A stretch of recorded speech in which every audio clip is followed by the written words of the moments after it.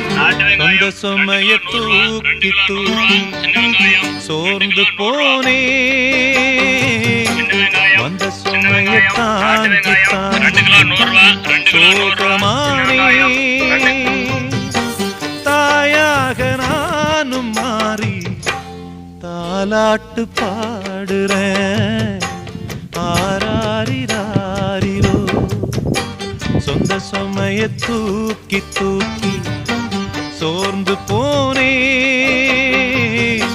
வந்த சுமைய தாங்கி தாங்கி சோகமானே.